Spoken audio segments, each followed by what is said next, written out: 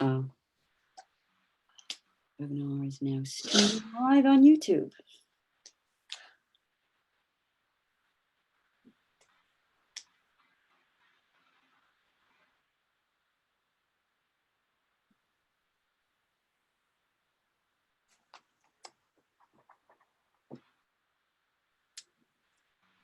Hey everybody, it's Robert Phoenix, and it looks like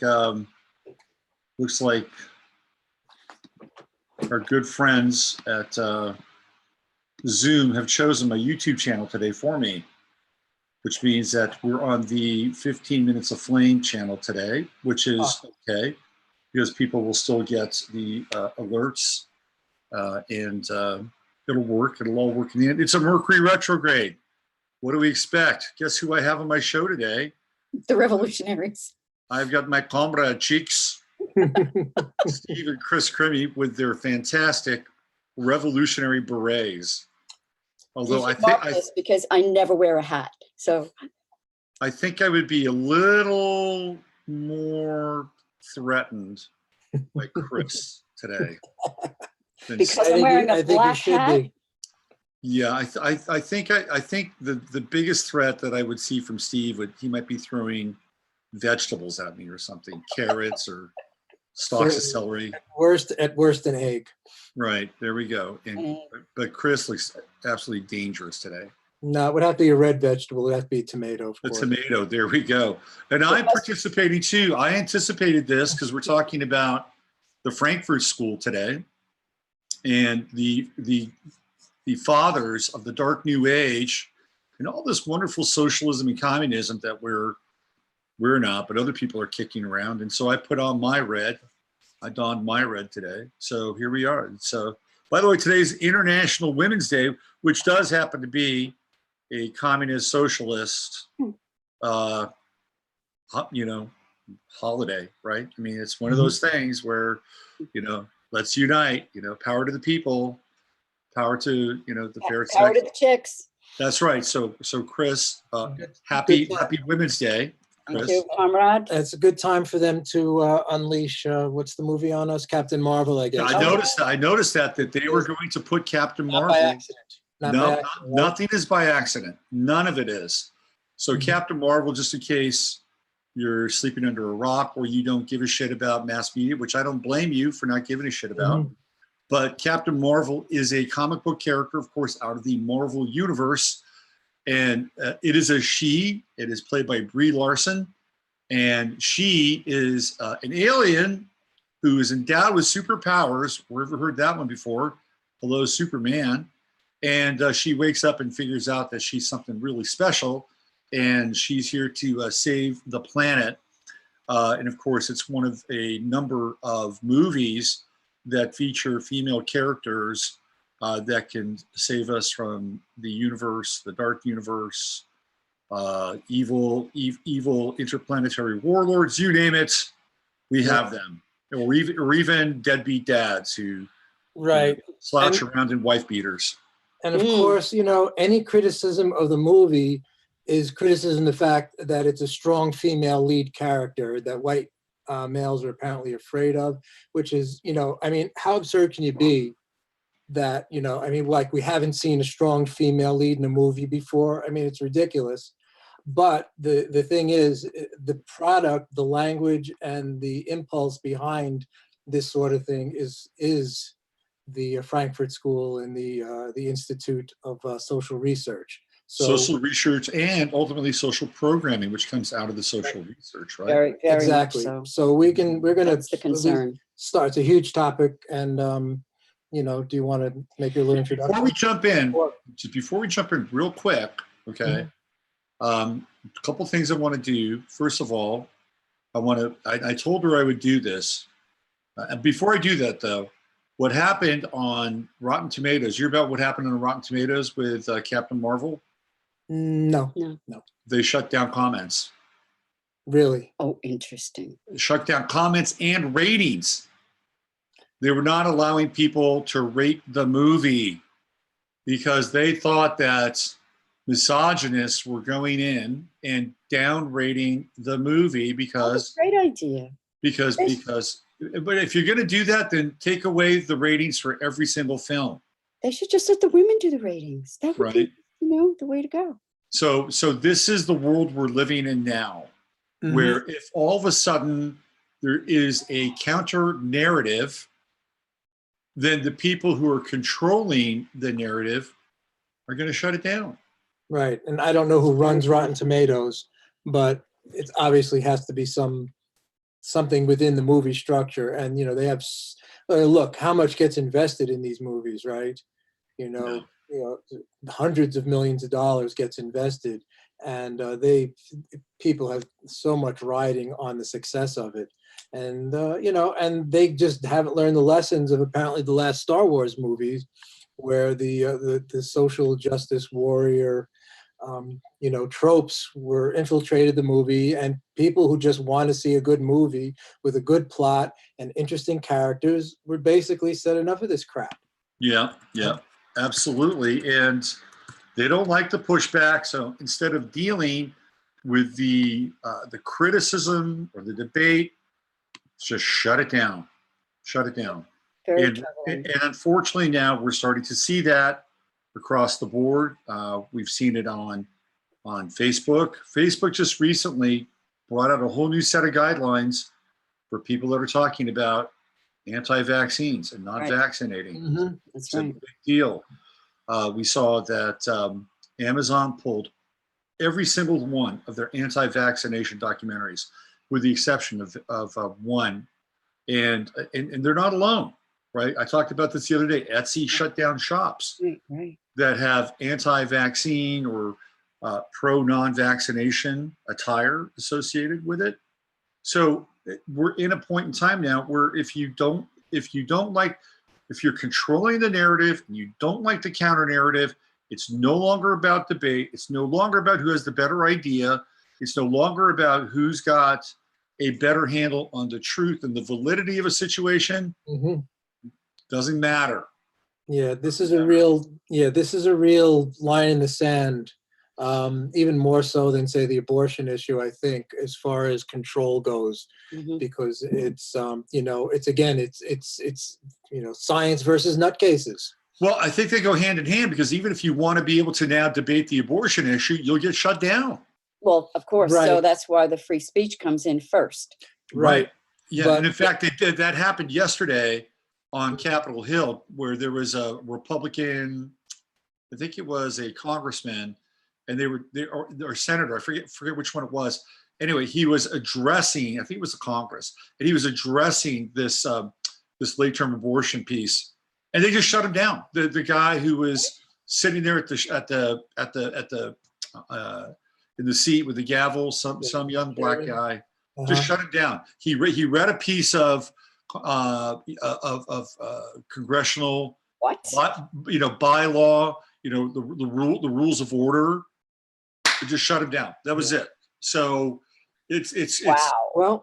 This is I'm telling you, people, we are in a very different place. We're in a very different time, and if you're not aware of it, you're not awakening to this fact, and you think things are just gonna slow down, they're gonna pump the brakes on this, you got another thing coming. It's only going to increase. Isn't there some kind of antitrust laws or something that they can put up for these big monoliths who are controlling the narrative? There's nothing. So no way, but I guess there has to be a will to do it. Well, so to your point, and I talked about this has to do with websites and what happened about 6-7 months ago when the EU came out with these new guidelines around privacy and connected to money and where your money goes. They're all sort of tied in together. And just about every single website that I belong to all sent me this new privacy policy thing. Us too. Right. Everybody got it. So once that happened, it basically took control over the ability to use copyrights, bring in different types of ideas, different types of speech. That was a game over kind of move. And now these websites which are emboldened and empowered by these rules and regulations that were basically cooked up by the EU, they don't have to do shit now. right? Yeah. And isn't the not, I don't know if the copyright is, but the patent laws are controlled by the British Crown. Probably. That sounds about right. I don't know if it bleeds out into copyright as well, but the patent office is absolutely controlled by the British Crown, which was an eye-opener for me. I had no clue. Right. Well, that makes a lot of sense. That goes all the way back to the Dutch East India Trading Company and all the stuff that they basically used to foment and cement colonialism. And the other thing I just want to add about and I don't know whether that was where they're trying to implement, and I'm sorry, or whether they have implemented along with what you're just talking about through the EU, was the copyright laws on your website, not on, it goes back to what you put on your website, even if it's not, being broadcast on one of the public platforms. So in other words, if on my Logosophia website, I have a book that has a title that they don't like, they can strike it down. That's right. The whole website? Yeah. No. Well, I think that part of it. That they part would ask you to remove it. Yeah. And then I think there's probably consequences if you don't do that, theoretically. So everything now is we're tied up now in this international kind of web, this global web. Right. And the other thing, which I'm sure everyone has noticed, and I started noticing because I just wrote a paper having to do with certain aspects of what happened on 9/11.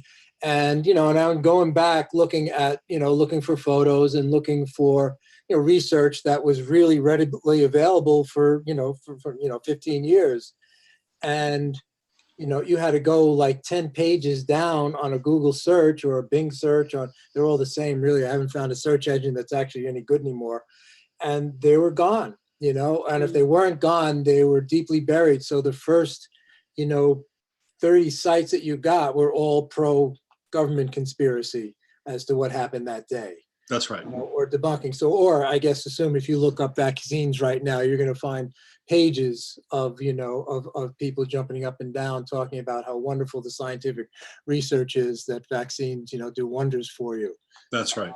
That's right. So the algorithms change, and this is maybe about a month ago, I guess. I don't know, something around then. I just noticed. I think they've been tweaking them slowly, and then they just put the hammer to the wall. And yeah, so we're living in a time now where it is so Orwellian, so 1984-esque that there's the memory hole, things disappear, they're controlling information.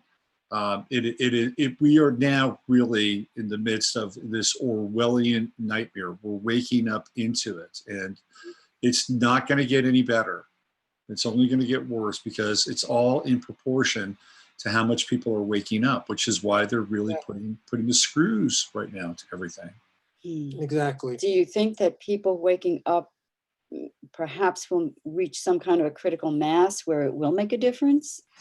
Is that what's your gut feeling? So I would say I've got two mindsets around this. Actually, three. One mindset is people have no clue how to take any sort of action. And it's because, first of all, if you try to get a hold of somebody on a let's just say you want to debate somebody on a website, not somebody like on Twitter or Facebook, but let's say somebody who's actually powering that website, right? Good luck. Good luck on getting a hold of someone. Now you're into a Kafkaesque realm. Okay. Right. So let's say you want to go through like a traditional channel. You want to talk to your congressman. And say, hey, look, there's this thing going on right now with censorship and all this other stuff. I would say in most cases, they've probably taken tech money, probably in most cases, Google or Facebook. I mean, Facebook has contributed to a lot of campaigns. So I would say in some cases, they're probably not going to do that because they're in the back pocket. Or if they could do that, I would say that perhaps they may be outnumbered by any coalition inside of their party that would support something along those lines. So I think that politicians want to be on the winning side, and they want to find things that they can, sign off on that looks like a win. And if it's not going to be a win, I don't think they're going to stick their neck out for the most part. That's my. It's really hard to find people to buck the system, but finish with your thoughts. Yeah.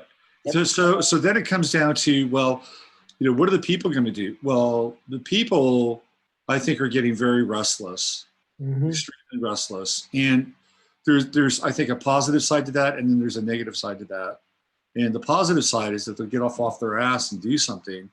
The negative side is that since we're not used to being active or activating our consciousness and our will in the service of consent or non-consent, it can be very awkward. These are new skills that I think people are having to, new muscles we're having to flex, and it may not look real pretty early on. And some of the efforts may be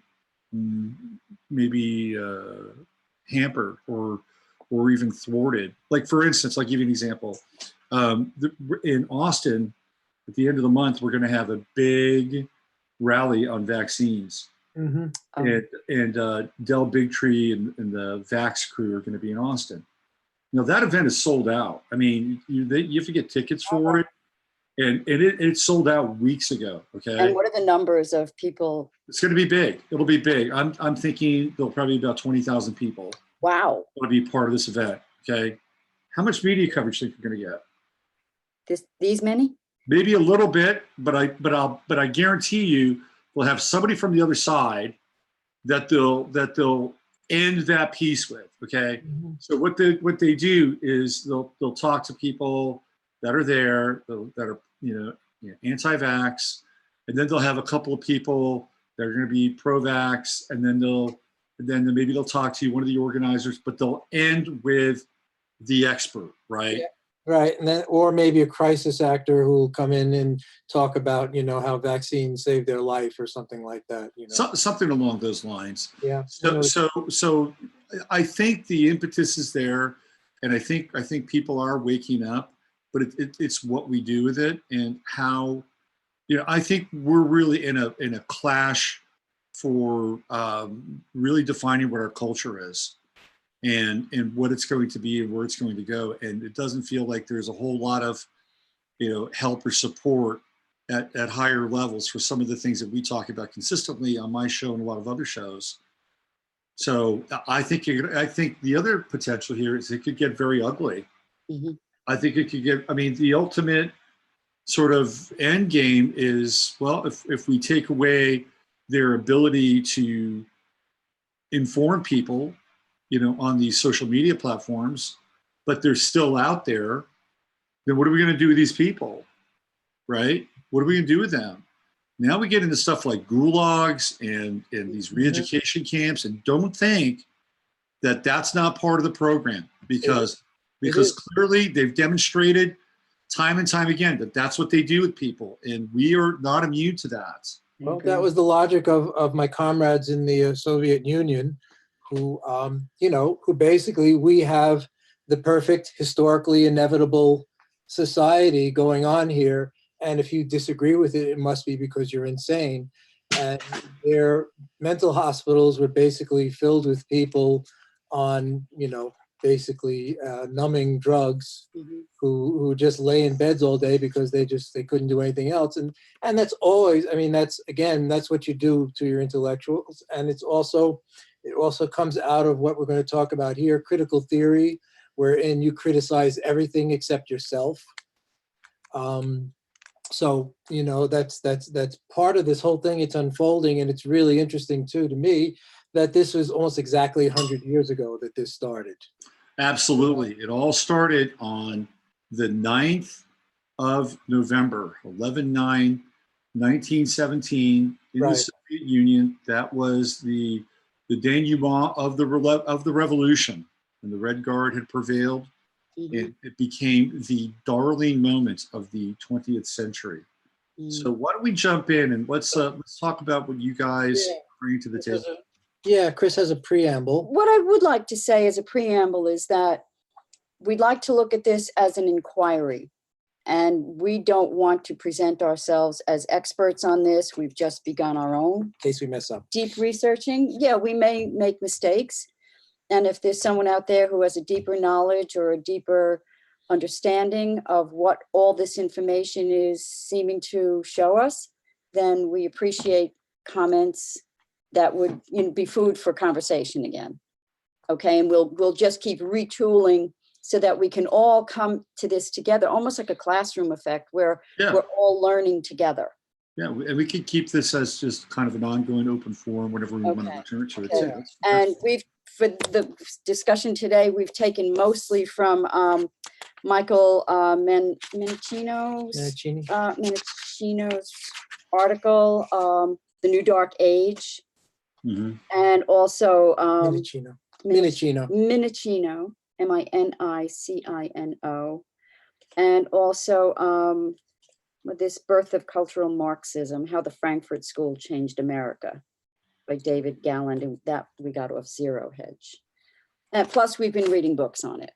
So Okay. and we wanted originally to talk about the Tavistock Institute in London, which is such a promulgator of social engineering. And then we very quickly realized that we can't even talk about Tavistock until we first lay the foundation and understand the Bolshevik Revolution and Frankfurt School. Right. So the All right. Frankfurt School in Frankfurt, Germany was born out of the Bolshevik Revolution, and it's, I guess, kind of failed attempt. Right. Okay. I just So you're better at that. well, I just wanted to say, just to give a few of the basic tenets of Marxism, just so that everyone's kind of on, because it really, what is, so everyone's got a different definition of socialism. I had a different definition 5 years ago than I do now. Then there's social Marxism, there's cultural socialism, there's democratic socialism, there's Christian socialism, so it's a bit of a morass. Mhm. But what comes out of Marxism is that Marxism is anti-idealist, which means, it's a complete materialist, physical philosophy. All right. So there is no God. All right. You can't have Marxism and a God. This doesn't happen. All right. There is no God. There's nothing outside of your physical being and the movement of historical forces on that. So your consciousness, your thought, your creativity, all of that is just a movement of historical forces. Your consciousness is just a product of your brain biology. Okay, so all that's really important because then there is no soul, there is nothing spiritual at all in the world. Mhm. And for most people, you would think that that's a pretty empty, philosophy, and it is. Mhm. But so you have to do all these sort of gyrations in order to get it across and make it popular. The other thing you have to know about Marxism, and it didn't really dawn on me until I started listening to the Antifa guys, mouthing through megaphones in these protests or on street corners, and I'm listening to it. Jesus Christ, that's the same stuff I heard in 1980, when I was in college. Being screamed at from, by the Soviet Union or by Khrushchev at the UN and things like that, it's historically inevitable and all this sort of stuff. And I said, geez, didn't that go away? But apparently it didn't. Mhm. But yeah, so the things you have to understand is also Darwinism implied in Marxism too, that there's this movement, but the movement and the change has to be violent. There is no room in Marxism for gradual revolution, gradual change. It has to be violent according to them. Thus, violence and the glorification of violence is part and parcel of Marxism. Which is astonishing to actually consider that would be something that you would build your movement on. So then you'd look at the take for it just, so the thing the thing that astonishes me that it's still playing out. So you still had the Antifa guy and was it Berkeley, where he just got arrested for punching out someone who had, a stand. Yeah, he was a pro-Trump guy. Right. Yeah, conservative, and right. This dude juts his jaw out and, sucker punches. He was harassing him. Right. He sucker punches him. And, so that's your correlation with the violence, right? Well, I mean, they have the right and the The justification. mandate, it's a Yeah. mandate. To be violent because this is what you need to do, right? Right. According to the mindset. So people really have to understand this is not just a couple of ideas being thrown about, but this is, serious shit. Right. And let's contrast that to the Christian ideology, which is to turn the other cheek. Correct. True. So you have somebody delivering a right hook and the guy turning the other cheek. Mhm. And in most cases, who's going to win out? It's going to be the guy delivering the right cross. In most cases. That's not to say that in the long run, turning the other cheek isn't the proper spiritual position or stance or technique. But I think that maxim or that tenet has been used against Christianity and has been weaponized against Christianity. That's my 2 cents. Yeah. I mean, you can look at, but there is a power in it. You can look at Gandhi. You can look at the influence of Martin Luther King. Right. That people have embraced it. They both got murdered. and got killed. Right. Well, I mean, it ultimately manifests in some form of martyrism or Right. martyrdom for it to be fully effective, because of course it's an imitation of Christ. Mhm. I think there's a different model, but that's just me. But keep going. Let's just keep unpacking this. Yeah. So what happens at the end of the Russian Revolution is, all right, we got this great revolution. We need to export it everywhere. And one of the things, but it didn't happen in Europe. And the Marxists in Europe basically were wondering, because they were expecting, all right, well, this World War I happens, and they're expecting everyone to just say, screw you, oppressors. And, we're not going to fight your war for you, which, might have been a great idea. Mhm. But instead, they all signed up by the millions and died by the millions in this, basically pointless war. And so, but to their mind was, all right, something went wrong here. Why wasn't there this great uprising against the bourgeois masters, right? And why this revolution didn't happen?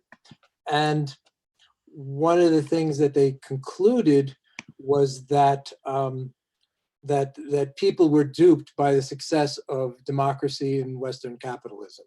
Mm-hmm. People were just suckered into thinking that it was a good thing and that individualism was a good thing, and they just didn't quite get it yet. Mm-hmm. So, so it initially started as a, that looks like like the original group. Right. Yeah. I found this on the internet. So this is a visual representation of the group known as the Frankfurt School. Right. So what happened was 20 people. what happened was, and it was initially funded by the Soviet Union, also by what's it called, the Comintern, I guess it is. That was their organization. But actually, the Marxists in Europe weren't quite down with a lot of the Leninist stuff that was going on in the Soviet Union. And they felt like they had to have something of a different take on it. So anyway, so interestingly enough, so the Frankfurt School gets founded out of, first they had like some conferences in Frankfurt, and it gets turned into this school by this guy named Felix Weil, whose father was a really wealthy grain merchant. So it always interests me that that these incredibly rich people would be funding, anti-capitalist organizations. There's a huge history of that, by the way. Exactly. Yeah. And and the Bolshevik Revolution itself, heavily funded by New York bankers. That's right. So any thoughts on why? You say that there's quite a history of that. I think they want to control the capital. It's control, Oh, yeah, it's okay. another form, yeah, Okay. yeah. So socialism ends up being another form of control. That's right. So what happens though in this Frankfurt School, and interestingly enough, one of the main the main thinkers is a guy named Max. Now it starts with an H. I forget now. I'm sorry, I forgot his name. Hoxheimer? Hoxheimer, Hoxheimer's it? and a guy named Georgi Lukács, Georgi. which is Georgi. scarily a lot like George Lucas. Right, right. So here is the actual physical. That's where it started, right? That's the Frankfurt actual School. school. Right there.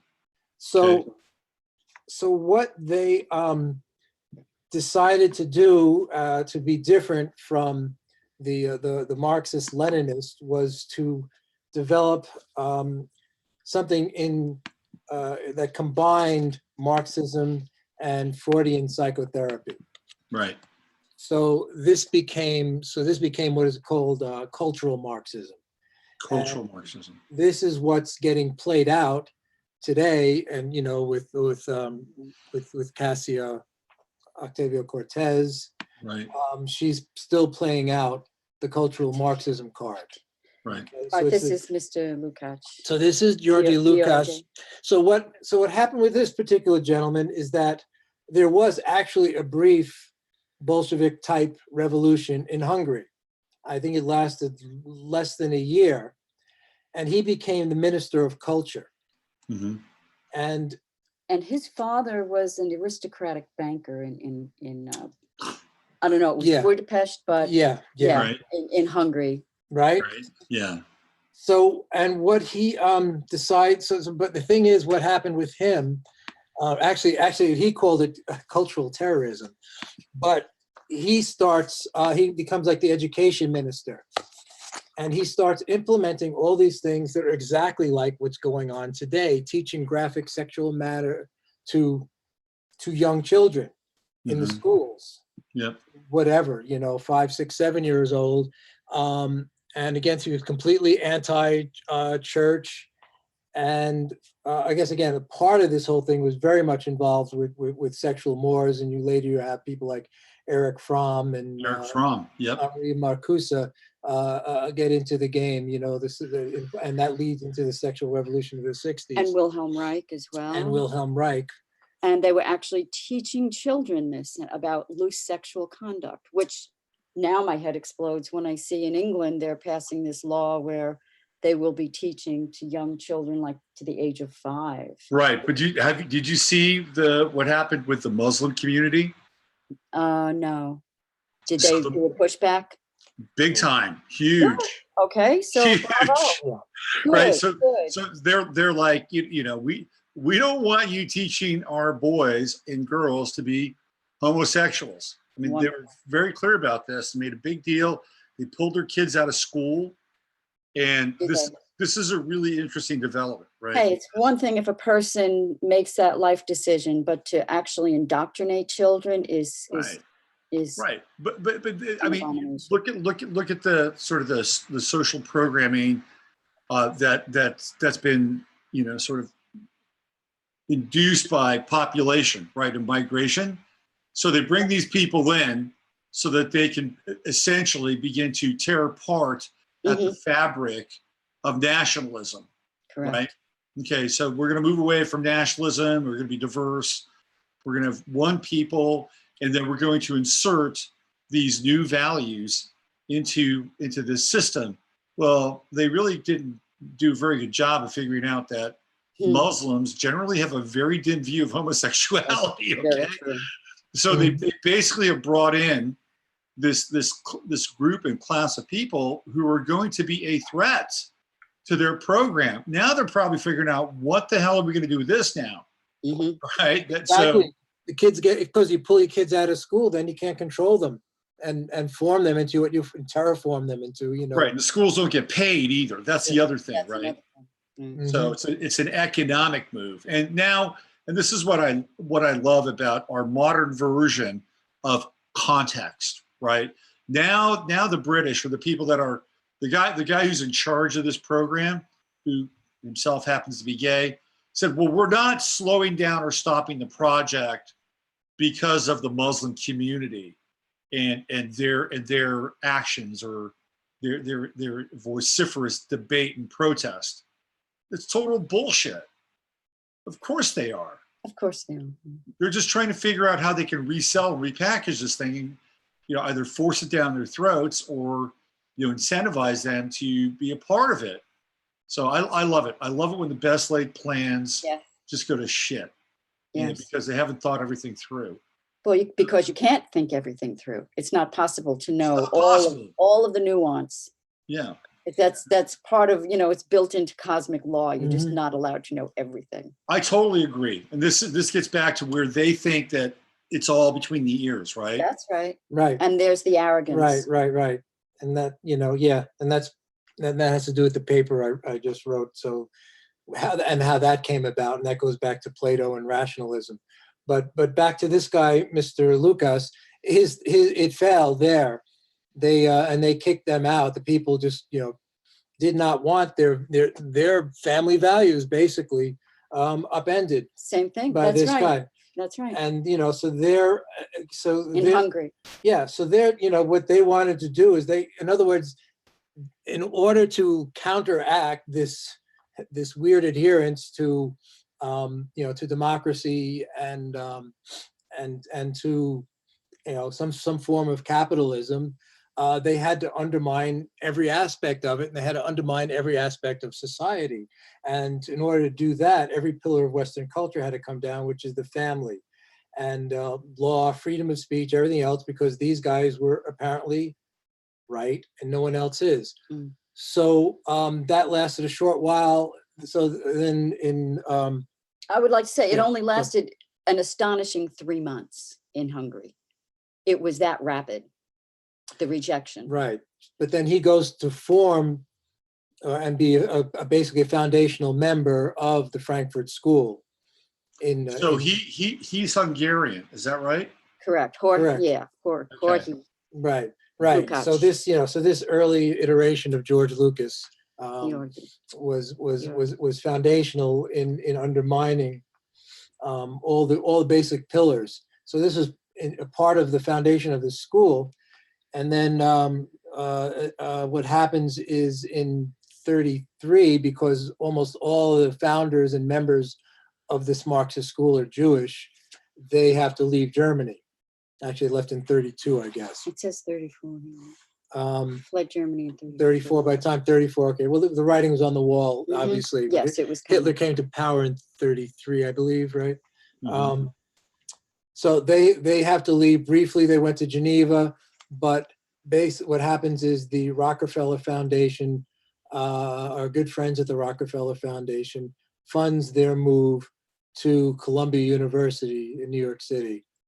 And there they start becoming embedded into the American culture and the American academic system. So this is where it all gets seeded into America.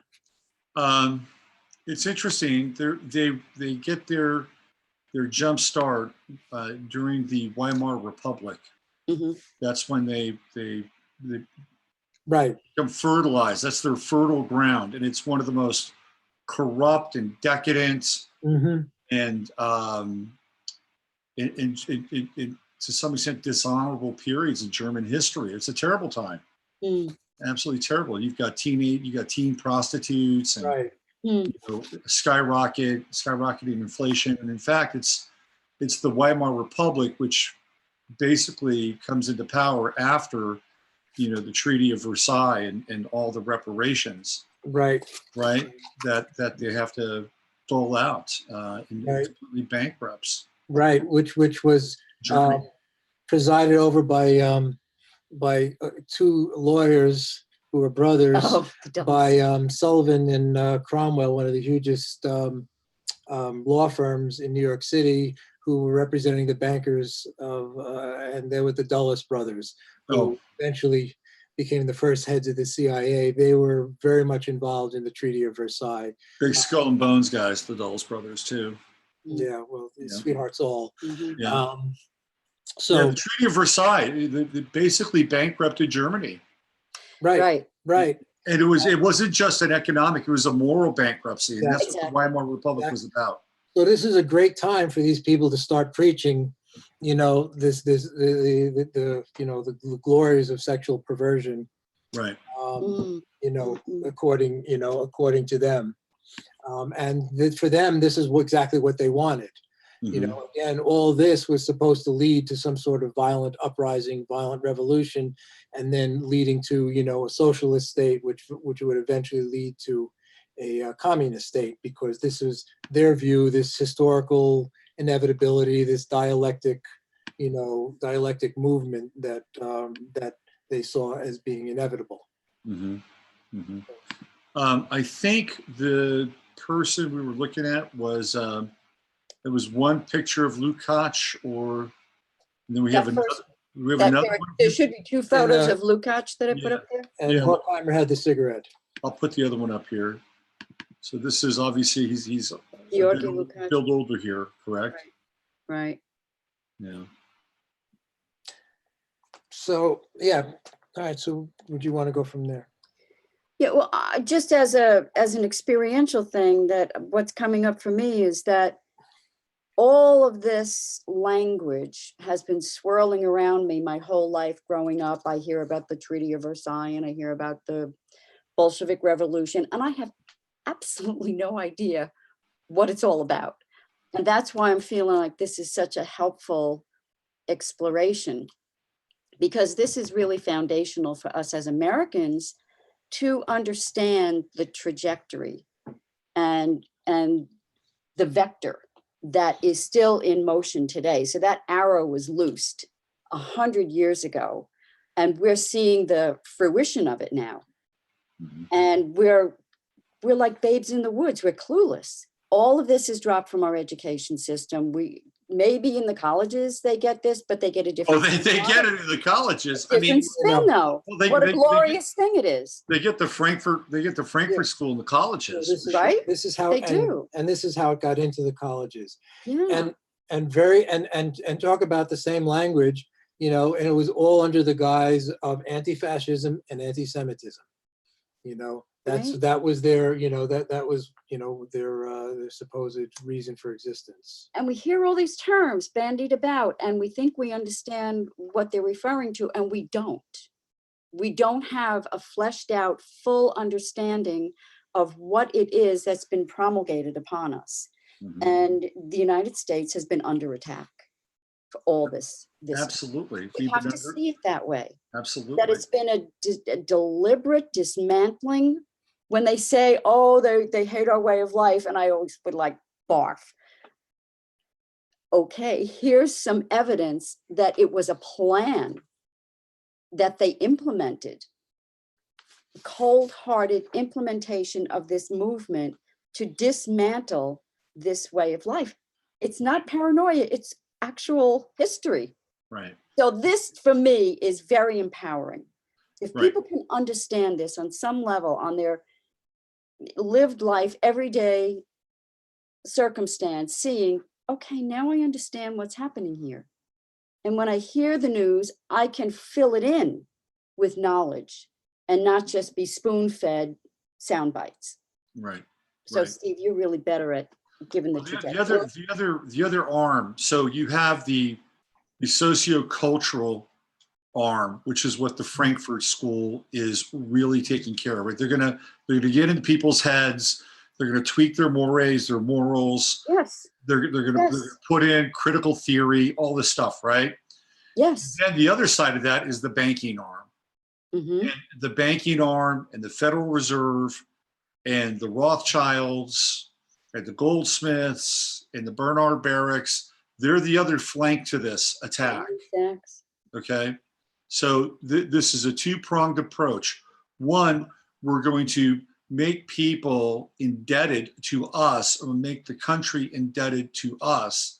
And then the other is that we will completely rearrange their consciousness so they won't even understand what that debt is about. Exactly. And we don't. Yeah. So they've been wildly successful, in my opinion. Yeah. Wildly successful. Yeah. It's no it's not a coincidence that the Federal Reserve is 1913, 1913. just before all this starts happening. Mhm. You know? So and so what they did was they established something that they called critical theory. You know, and a lot of it, you know, sounds, you know, the thing is, a lot of it sounds about right. If you're criticizing, you know, capitalism, and you want to criticize, you know, whatever, the commodification of things. I mean, there are valid criticisms in there. You know, as you know, punk rock was on the New York fashion runways, you know, within a couple of years. Mhm. You know, it almost comes in like that. You know, next thing you know, it's torn T-shirts and Vivian Westwood. it was the whatever the huge safety pins. Nothing that really attracted me about huge safety pins. I'd have to say. Right. You know, but that was going on. Right. So you know, there are, you know, valid criticisms. The next important person in this school is someone named Theodore Adorno. Okay, which if you translate his name, that means the lover of God. But of course, he had nothing to do with God, so it's fairly doubly ironic. There I love he that is. photo. It's like, There wow. he is.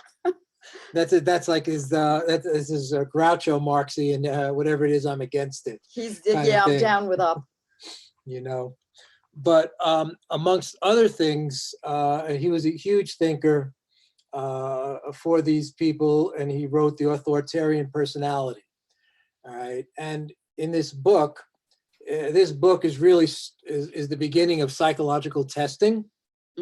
Right, and one of the aspects of I'd like Krys to talk about this too, but it was an authoritarian test. So really what you do is it's a self-fulfilling prophecy. You design the test to answer questions that you know, show the results that you want to get, no matter what. Achieve the outcome. You craft the test to achieve the outcome. Right, and then what you've also done is you've pretended that you've come up with objective reality. Right. So now it's a science. So now this basically, you know, bullshit theory game is now a science, and now we can pretend it's real, and that of course leads to things like, you know, behaviorism.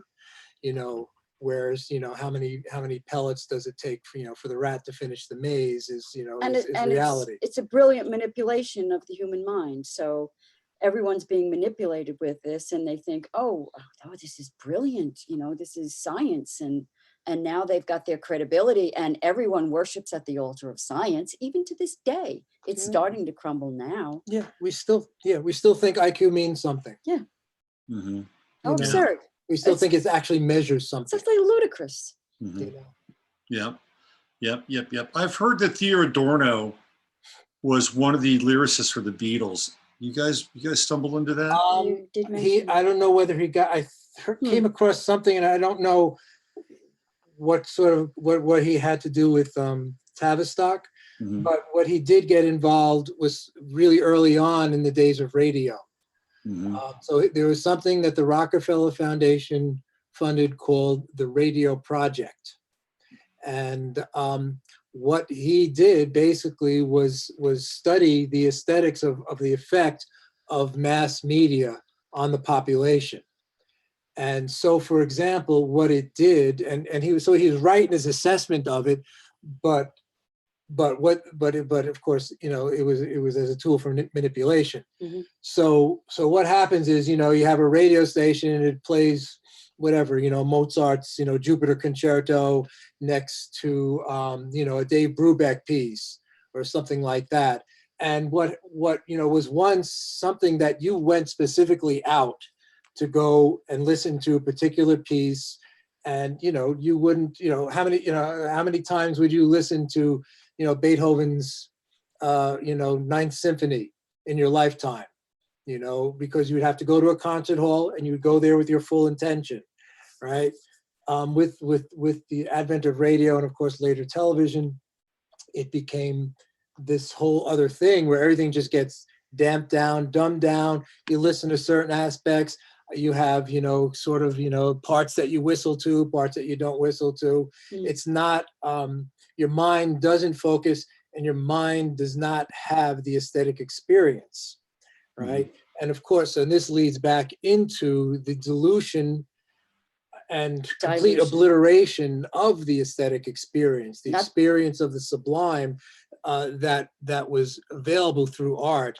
And then it gets turned into its opposite. And what we have today is this celebration of ugliness, which is as sinful as you could possibly get. But this is what the world that we're in now. Which is what really got me excited about Michael Minicino's paper on the New Dark Age. And there should be some photos, Robert, that I included from the radio project. They might be toward the, I thought we would talk about it later, so I put them toward the end. Yeah, I think this is one of them, perhaps, right there. Is that it? Yeah, So yeah, so basically, and that was funded by the Rockefeller Foundation. right. So again, the Rockefellers are funding this, the banking arm that you just talked about, right? So the banking arm is so it's all, you know, again, it's all about control. Now, I don't know, you know, how much these guys were serious about what they were doing, you know, or sincere. Let's say sincere.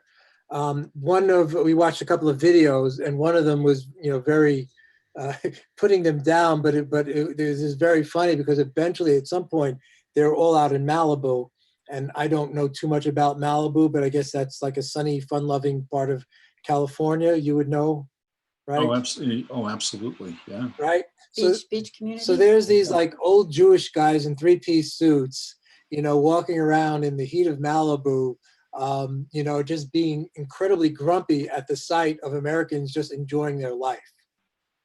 So I just thought that was a And great. Well, if they wanted to, you know, create misery as a religion for themselves, placing themselves in that environment would certainly represent kind of a rung of hell, right? Right. So And I think that their attitude was that Americans, I'm going to use this phrase, haven't suffered enough. So they need to go through this period of suffering so that they'll realize how oppressed they are and throw off the shackles. This was their contortion in their mentation. So Right. this is, you know, okay, well, we have to dismantle everything. We have to make them more miserable. Then they'll see. Then they'll come and see our way if they'll see our point. They'll see our way of truth. Mm-hmm. So yeah, so they make It feels very sadomasochistic. It does. Yeah. Well, yeah. Because they want to inflict pain, but I think they also enjoy pain too. Absolutely. Well, then you could, you know, there are some other more contemporary people who come to mind. You know, you think of Marina Abramovich, Eat the Pain. Right. Right. So there you go. There is that. There's this idea that if you can theoretically consume the entirety of the human experience, you're untouchable. Uh-huh. I think that's where maybe that's where her mindset is at, and that you have power over these things as a result of that. Which I think there can be some truth involved with that. There's a grain of truth to everything, but it's the distortion of all this. It's a distortion, absolutely. So that vibratory rate goes into distortion. Right. It's a fine line between degradation and absolutely in some form of like discipline. Yes, right? Because in the yoga system, there are practices that, you know, it's tapas, T-A-P-A-S, which is the same as like the Spanish appetizers. Tapas translates as heat and austerity. So you would perform certain austerities that would help to bring about some form of realization. Right. So yes, and all of these things have their basis in sacred trajectory, but it's distorted. Yeah. For who knows what reason. Even in like the creation stories of the Upanishads, they talk about, you know, the one being alone, motionless, and it wanted, you know, it wanted to know itself, and the first thing it did was create a vibration, tapas. Right. It all starts from the absolute complete stillness of the divine, and then it's called a spanda is another word they use in Sanskrit, S-P-A-N-D-A. It's a great word. So the doctrine of vibration is a particular school that talks about that. In Kashmir Shaivism. In Kashmir Shaivism, which is their Shiva worship in Kashmir. Absolutely brilliant system. but yeah, so this idea of tapas, vibration, friction is really at the heart of our moving from the unmanifest to this manifest world, which from the mystical perspective happens continuously. It's always a reabsorption and a coming back out continuously. And in a lot of these traditions, basically what we do, it's almost like a film frame, whereas all these moments, these individual coming in and coming out, we line them together into a trajectory, into a progression that we call life. But really, it can collapse upon itself, and you have past, present, and future all together in that single point. I don't know if that makes any sense, but that's kind of the mystical perspective on it. And I always like to go back to that because I get lost in the, you know, the manifest all the time too. But even for a seed to crack open, you know, there's pain. There's some kind of, something has to die for something to live. Absolutely. You know, we're all constantly dying so that we can live. If we didn't, we couldn't live. So there you go. Well, you know, I think of the sun dancers and, you know, the pain that they have to experience before they have that transcendent breakthrough or that. One of our favorite authors, Henry Neese, we published his book called The Medicine is Sacred, and Henry did Sundance. He died about almost 2 years ago in his 90s, and he was still doing Sundance up until a year before he died. Wow. Phenomenal human being. He was running them and doing them. But of course, the Sundance was always for the tribe. That's right. It was, you know, they didn't have this idea of individual enlightenment and things like that. For the sake of pain. You know, for them it was for the health of the tribe. You would do this. Maybe the Frankfurt School should have done some sun dancing. I think they could have. Yeah, and well, this is or at least Theo Adorno, or at least a little sunbathing, at least. Sunbathing, right? Like, let's get outside for a minute. Yeah, you know. But that's a very good point. Is that like the work of Martin Prechtel, who talks about the need for initiation.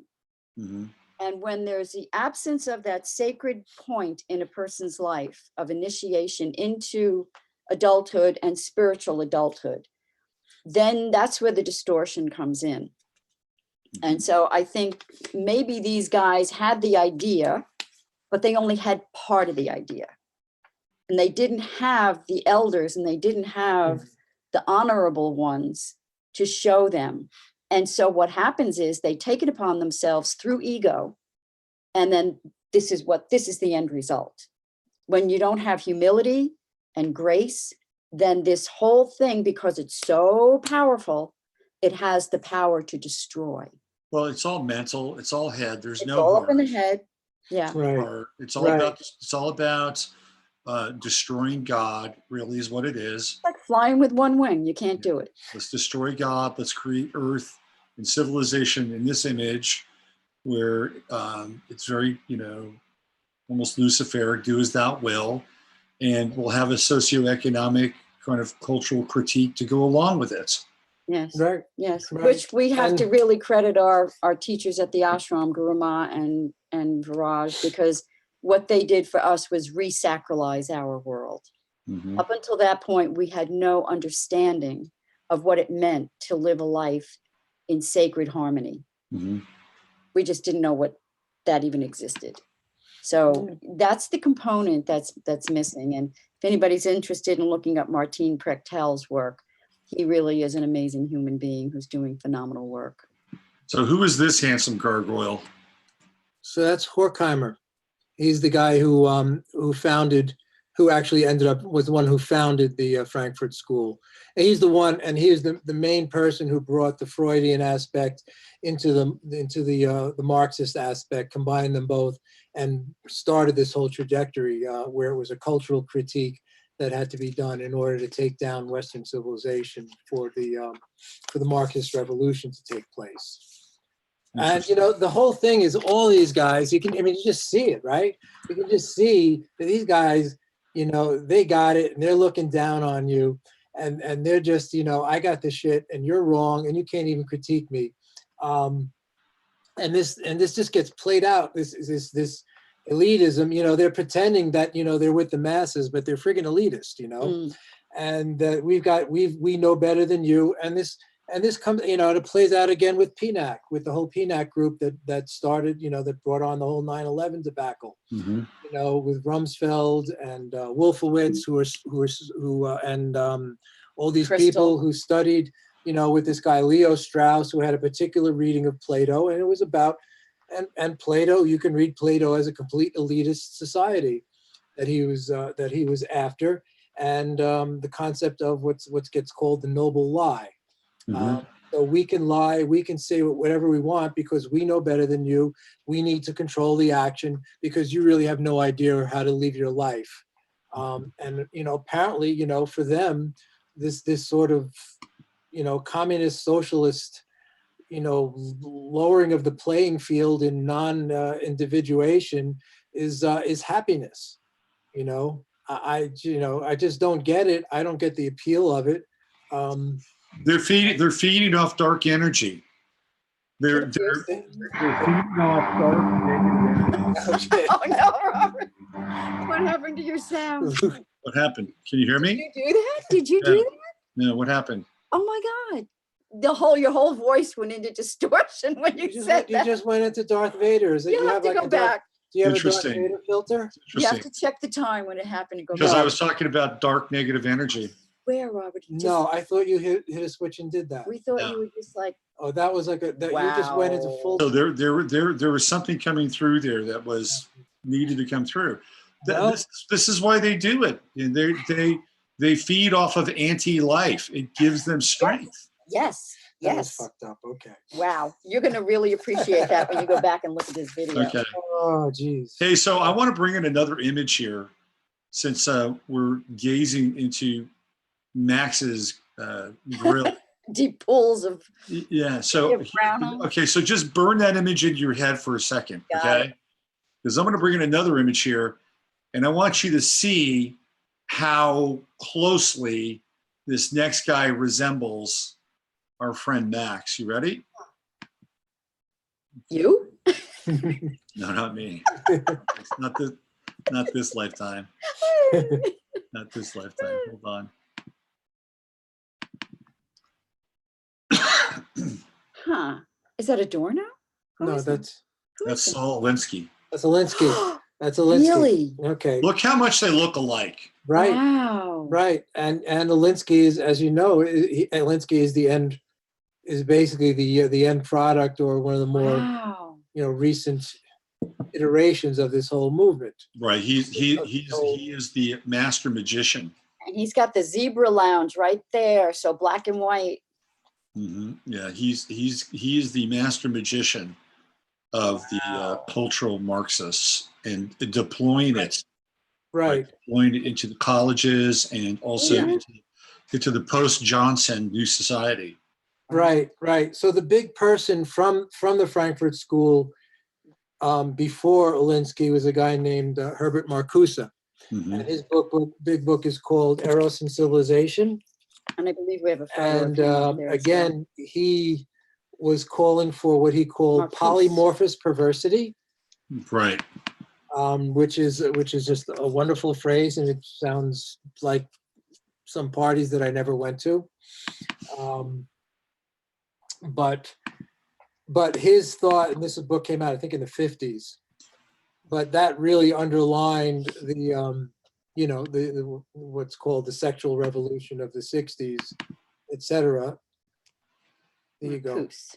So that's a picture of Marcuse, and he's very influential, and he's more in the I guess in the psychological realms. But he also thought that the revolution would be brought about by a coalition of minorities, which would be blacks, women, homosexuals, and he probably didn't know of the many more minorities that we have today that we can throw into the mix. He would have been so pleased. Mm-hmm. So he's behind. So his books were very important, and it wasn't a lot of it when I was in, and I was in college from whatever 76 to 81. Of like Zonker Harris of Doonesbury, sophomore years, 3 of the best years of my life. I didn't encounter a heck of a lot of this stuff, and I'm really not sure why, but it really, I don't know whether it had moved out of fashion briefly or what the Maybe a deal little was. I past it. was, you know. So I the was- 80s were an interesting time because that's when you were going to school. Is that right? Yeah, so I graduated high school 76 and college in 81. Okay. Oh, So during that time, a couple of things were happening. It was the rise of Reaganomics mhm.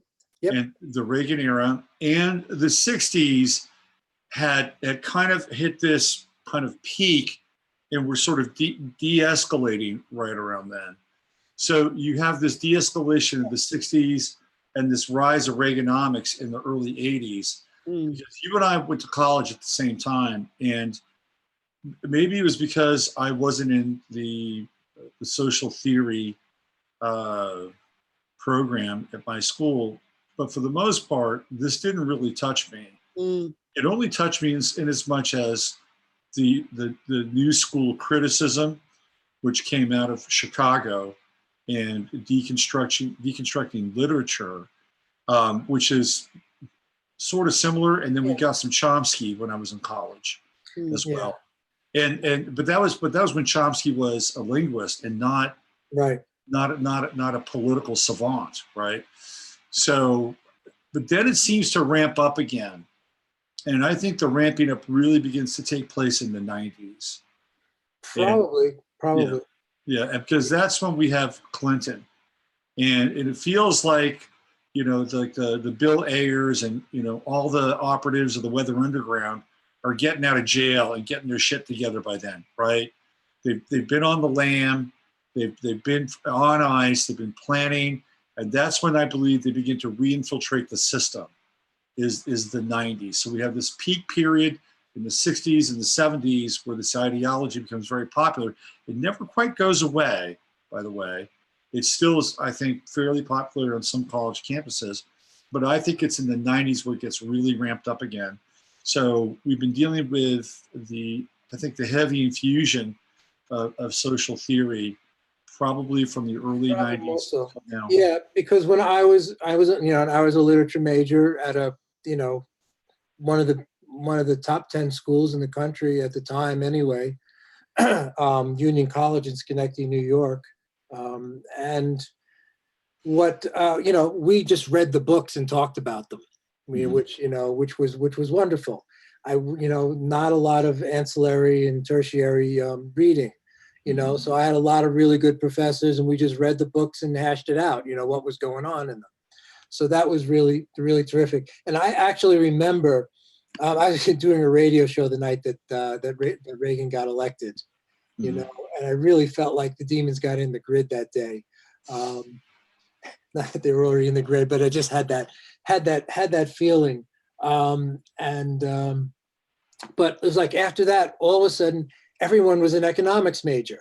And I was like, I didn't know any economics major. There was a history major, literature, psych, science, engineering. Everybody was just kind of doing their, whatever, finding something that they really were interested in. And then you go out, then you graduate college and then do your thing. It was just a matter of, here's my time to really pursue a passion, right? It wasn't vocational training. But then all of a sudden, once Reagan got elected, everybody was an economics major. It was really interesting. It was like overnight. Well, it was not just economics, but also like business became really big, right? Right. Well, in my school, they didn't have a business. It's like, oh, let's be business majors. Well, it's interesting. So I didn't go to college, and I just graduated high school and then went right into the workforce. But when I was 35 and met Steve, and then we were in the ashram, that's when my education began with Western philosophy. So we studied not only Eastern philosophy, but Western. And I was like, what? Why didn't I learn this in high school? That should be high school curriculum. Western philosophy, what are your foundations as a people? And then, then you can morph in and go and live your life. We should be learning Latin and Greek in high school. I agree. You should be learning that. And all that was tossed out, and you get the dumbing down of America. And dumb down they did. Now you cannot even have a conversation with people. Either they can't meet you where you are, or they run away in horror because you're too dark.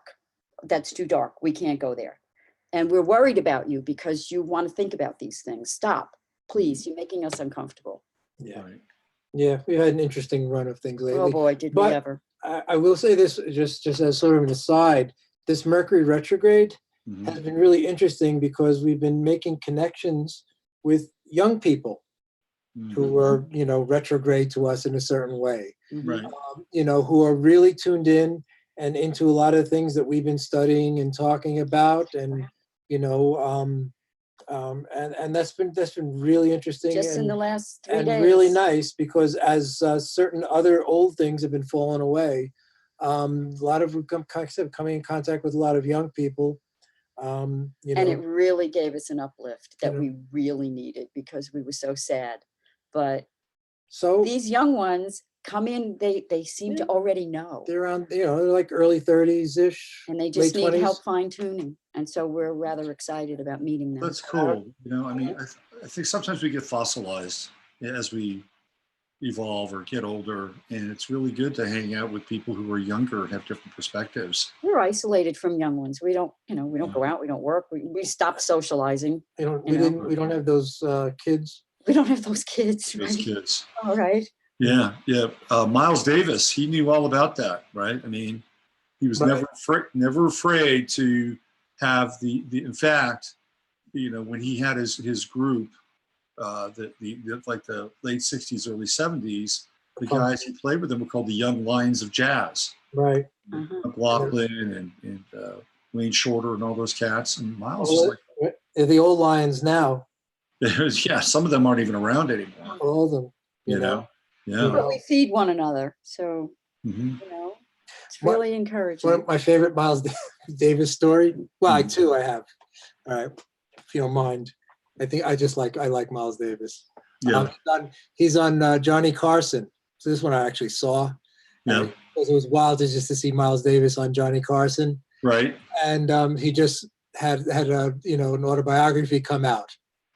And so Carson's, he's got his notes, right? And he's saying, well, tell us a story about, this incident that happened to you.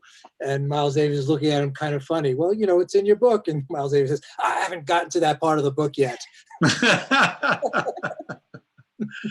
That's good. You got another one? Well, the other one I remember was, I guess, early on when he had Coltrane in his group. Mm-hmm.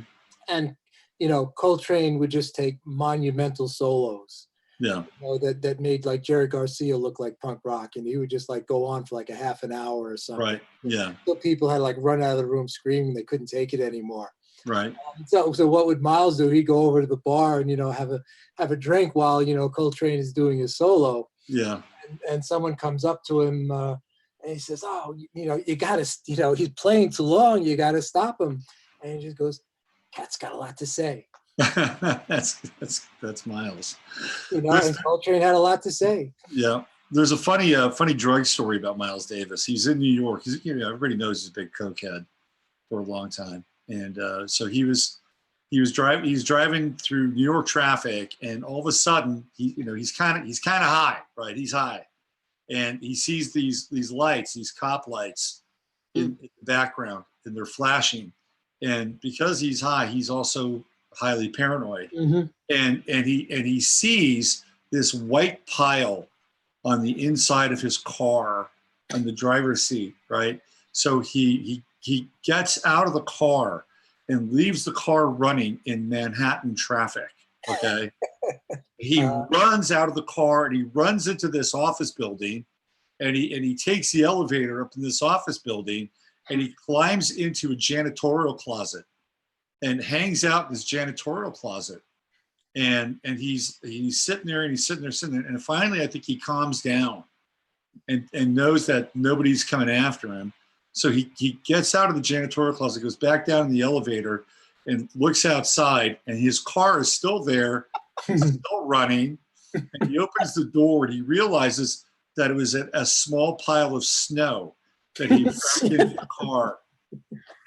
And then he gets in his car and he takes off, right? I mean, can you imagine that? He just leaves his car running and runs up to that janitorial closet. Yeah. Back in those days, you wouldn't get messed with in Manhattan anyway. I know a car running without anybody in it would be, oh, okay, well, we'll come back. Or whatever, that's very funny. Did you like the movie about him with Don Cheadle? I actually did. I liked Don Cheadle for the most part. I thought it was pretty good. Yeah, I thought it was pretty good. I thought he got Miles. Yes. Miles is very complex. Yeah, it didn't have to be a biopic. It doesn't have to be, but he caught the spirit of it, I thought. Really. Yeah, I think so too. He was when he was younger. Miles came from wealth. He did not come from poverty. Yeah, his father was a doctor or something? His father was a physician, right? and from St. Louis, right? He's from St. Louis, Missouri, if I'm not mistaken.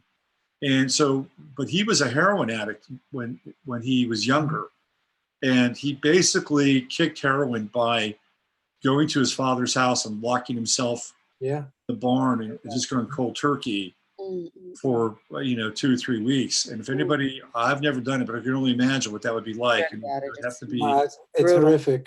Yeah, it'd have to be like going through rungs of hell. That's what Fitzhugh Ludlow actually wanted to help heroin addicts and cocaine addicts, because he had gone through that, right? And he wanted to open a clinic. It's in the book. Anyway, the guy we published from the 1850s. Yeah, one of our books. So here's getting back to our little chat here on the Marxist theory. Here's the sort of the bullet points, right? Here they are. There's a few of them, So again, what you need to know about critical theory, it's really this tearing down of everything, and it's just this sort of broad spectrum criticism of all aspects of our life and of our institutions, and you can criticize anything except critical theory. That's basically it. And so you can criticize anything but critical theory. Yeah. So Krys, I don't know. We can just kind of end this. You want to just end this section with that? So this is the strategies that come out of the school. So this astonished me as I was reading. I think it was Minicino's article or one of them. Anyway, I was pulling out as I was reading and making a list of some of their points that they were wanting to achieve, and some of it sounded so familiar, and some of it most of it I was outraged. Sounds paranoid, but here's what they were after. Anti-authoritarianism. They wanted, Except their own. Organized pessimism. So organized pessimism, okay. Important for them, for people to be sort of in a depressed state. Sound familiar? Atonal music was promoted. Oh God! Okay, so you talk about vibration and the effect on the human body. Yeah. If we're what percentage water, when you pump out atonal music, what happens to the body when it hits you? And Adorno was a pianist. He actually played for like well-known opera singers at the time, things like that. And then he studied with Schoenberg, who was sort of the father, I guess, of atonal music. Right. Abstract expressionism. Right, which we know that the CIA got behind and promoted. We know that. Exactly. Yep. Right, that was a revelation. Because people knew better. Destroy the uplift and destroy the sublime in art.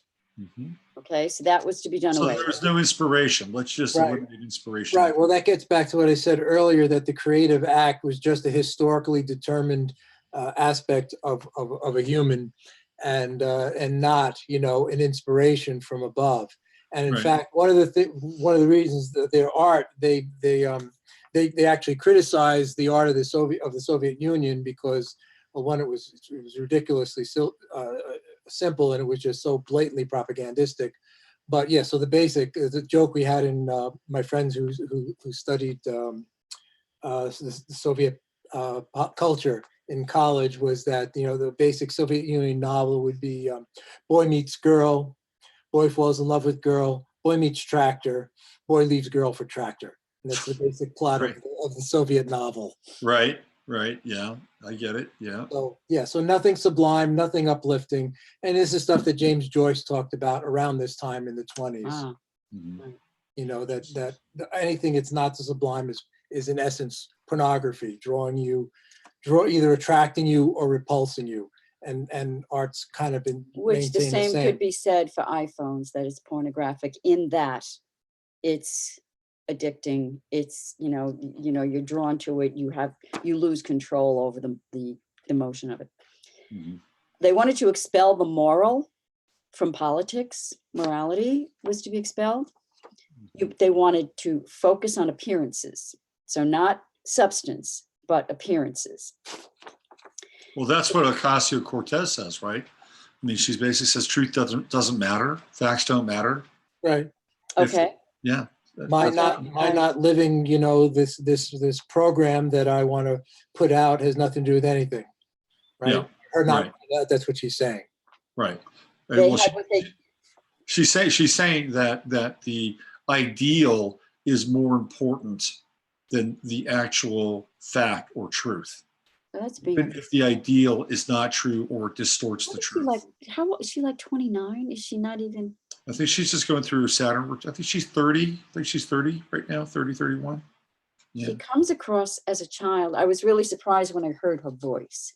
When I heard her speak, I was stunned because she sounded like a 14-year-old to me. Yeah, she's got a little neener in her, right? Right.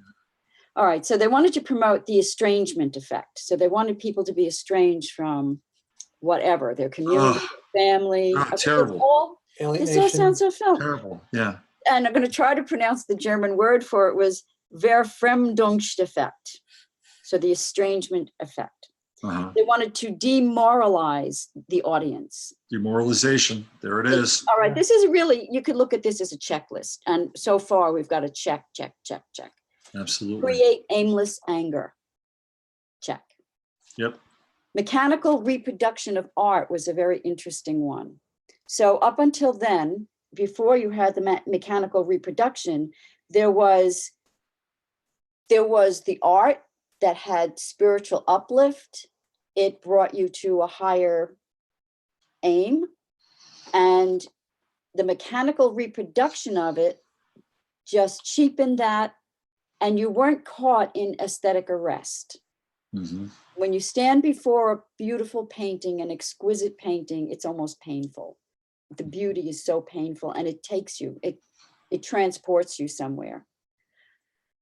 Mechanical reproduction cheapens that, cheapens it until it's drained of all its spiritual qualities. Music on tinny radios, Yeah, so that would be not just. I mean, just look It at, would be all the arts. And I love having, I have a reproduction of a Roerich, painting, but I've seen the Roerich painting, on the wall in the Roerich Museum in Manhattan. Mm-hmm. And it's transporting to be in the presence of that. Right, and what about the difference between digital records and that's a whole other and that's vinyl, a whole other thing, right? Yeah. Or live. Yeah. Okay. Yeah. Increase alienation. Check. Demythologize. So the community, the country is bereft of a guiding vision. Mm-hmm. Okay. Promote childishness and infantilism. Done. Destroy the bourgeoisie family. So the bourgeoisie was, we had to kind of dig in and find the actual meaning of bourgeoisie. Seems like it was actually the sort of upper middle class. Yeah, it would in this country, it'd be, kind of the waspy, right, sort of upper middle class, yeah. Right, so destroy that coherence. Because those are the people that have done well within the context of the capitalist society. Right. Mm-hmm. Right. So get rid of them. I guess eliminate the middle class, you could say. Psychological precondition. So you're psychologically preconditioning people to receive whatever their propaganda is. Right. So the latest version of that would be how people that are into quote unquote conspiracy theory are capable of committing right. set of crimes. Yes. Right. Or exhibiting criminal behavior that looks like this. Right. We went right out and then robbed a grocery store when we heard that. Impoverished aesthetics. So I first started noticing this actively when we were still living on Long Island, and it was Easter time, and I was driving to work, and I would see in the windows of some of the homes, they would have these like Easter bunny things, but they were all like cartoon kind of level of art. Mhm. And I thought to myself, okay, so well, number one, I know there's children living in that house because of the art, but the families are promoting this kind of arrested development in art. So this is what you're giving to your children as art, and then they grow up with that. And so you kind of stick with that as your marker for what beauty is and what art is, instead of giving them some actual authentic representation of the revolutionibus of the seasons. This is what you're giving them is crap. It's pure Yeah. and simple. It's I crap. think Jeff Koons made a fortune off of that. I know Jeff the name, but I Koons. don't really know. So Jeff Koons is an American. He's not even really an artist. He's more of a conceptualist, and he did stuff like paying Italian sculptors to do a kind of a weird portrait of Michael Jackson and his chimp, right? And then he did another weird sculpture of they're like almost like plastic sort of sculptures of Snow White and the Seven Dwarves. And so we're talking about kitsch. You're in the Don't realm even of mention kitsch. the Christmas decorations. So but Jeff Koons was very, very, very bright, and he made a fortune off these things, and he didn't do any of it himself. He just commissioned these Italian sculptors, and they're not even like, they're just commercial people, right? That can do something, but not with any intent to make it like special or unique. But he was capturing this kind of zeitgeist that you're talking about, and perhaps intentionally, very clever. He married La Cicciolina, if you know who she is. Cicciolina? Oh, Cicciolina, yeah. Yes. Oh my God. She got elected to office, right? Whoa, Cicciolina. So Jeff Koons, I think there's even like the sculpture or painting of them together as Adam and Eve or something. People really need to look up Cicciolina. Yeah. So anyway, I interrupted, but I just wanted to give you an example of. Yeah. Well, let's talk this. It's a jump off point. And you're going to say about the Keane paintings, No. That's another example. Yeah, remember the big-eyed Keane paintings. Yeah, and so then, art is what you can sell as art right now. And it's nothing to do with also anything else. Really capitalized on their mechanical reproduction of posters. That's when all that started. Was when they were doing their shows. But what I think is important about seeing this is that it's the distortion of the human, of the human form. So in the days of Greek people, you had the human form as beauty. Idealized. Then you could have stylized art too as well. But what we're getting is distortion again. Every time I look around, what I see is distortion. And if you see everything as vibration, as everything has a vibratory rate, color does, form does, it's all vibration. So these guys are archons. That's who they are. They're archons. This is what we came to the conclusion of when we were sitting at the kitchen table. This is archons. Yeah, they're archons. Yeah. Almost done with the list. Cultural pessimism, call into question presuppositions. And that's always a good one, because once you start to just kind of scratch and see what people's presuppositions are, then you can begin to understand where to proceed from there, because we all have them. All right. Yep. And cultural terrorism. And the last one is brutalism, which came in, I believe, around in the 1960s. And that you can really see in architecture. The architecture became brutal in the 1960s. That's when they knocked down the Penn Station. The original Penn Station. In New York City, which, look it up, it was like a temple to the gods. It was gorgeous. It was like a Greek temple. And on the top, on the pediment, they had two gorgeous angels, statues of angels, that they dumped in a swamp in New Jersey. And, that's when I think the whole historic movement for buildings came in New York City, when people were so appalled. And look at Penn Station today. It's just an abomination. It was the sacrifice that started the preservation movement in New York City. I remember, I don't know if you ever saw the Ken Burns series on baseball, which was actually pretty good. They had Vince Scully talking No, no, sorry. It was his brother Rick Burns' series on Manhattan, on New York City. Right, that's what it was. And they had actually Vince Scully talking about, when the Dodgers, they would come into New York to play, back from when they were on the West Coast. Mhm. And he said, you come into Penn Station, used to come into Penn Station as gods, and now we come in like rats. And that sums up the whole thing. Really encapsulated. Mhm.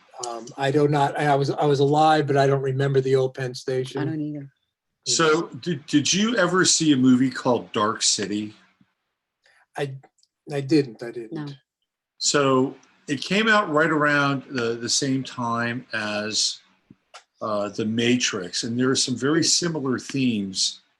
Alex Proyas is the director of Dark City, and I want to throw up an image of the whole idea is that there are these archonic architects that basically shift reality while people are asleep.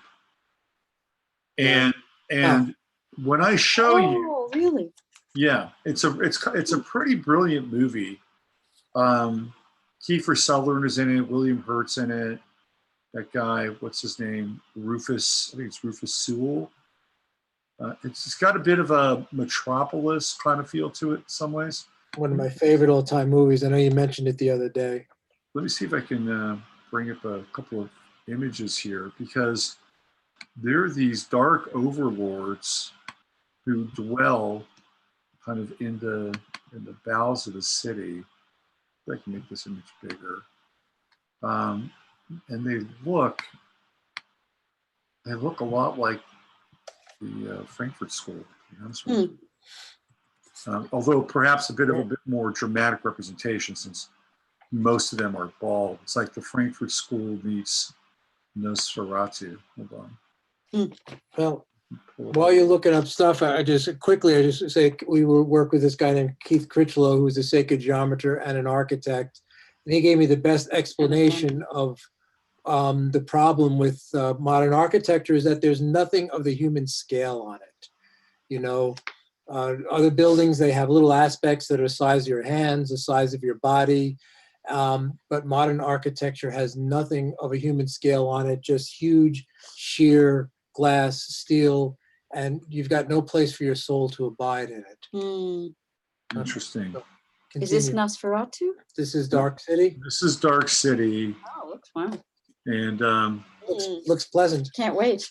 So here's another image. Hold on, let's see if I can find another image. This one's actually quite good, I think. So that's the group shot. But this one, I think, really encapsulates. Was that the architecture school? Yeah, the architecture school. Yeah. Let's see. I did find a video on YouTube about ugly architecture, and it's just like, thank God somebody else understands.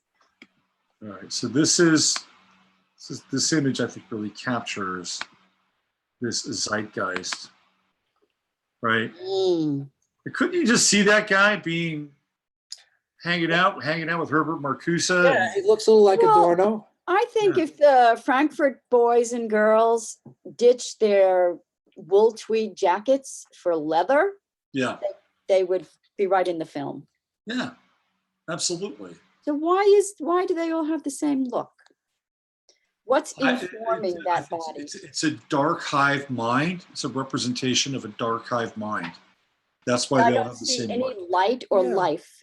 And we were talking the other day about, I mean, these people go to architecture school. They probably get, a class in Vitruvius or something like that. I doubt it. I don't know. Maybe they don't. I don't think so. But somehow they must, they come out of school thinking what they're designing is beautiful. Is that? I think it's driven by, Steve, it's driven by the marketplace. Yeah. I think it's driven by the marketplace, just like how research in college is driven by the marketplace. Why do people? What market wants that? Well, it's the social architects. It's the social engineers. Is it because we've been socially engineered to accept that, or culturally engineered to accept that as beautiful? Or accept it as beautiful, or at the very least, not pay attention to it. You know, I mean, I think people that's, don't pay attention. Yeah. I think that's another part of it. But I believe it's the marketplace that drives the design. That's where the money is. If somebody wants to come up with something really beautiful, like I'll give you an example to somehow kind of how distorted we get sometimes. So I'm really into this show called it's called Homestead Build or Off Grid. Oh, right, Build. you mentioned that. It's not Homestead Rescue. It's a different show where people will actually go in and I think it's called Off Grid Build or Off Grid Homestead, and they build these structures, and they build them, you know, with solar and things like that. So I saw this one where this guy, I mean, he was just brilliant. He's just totally brilliant. He's going solar.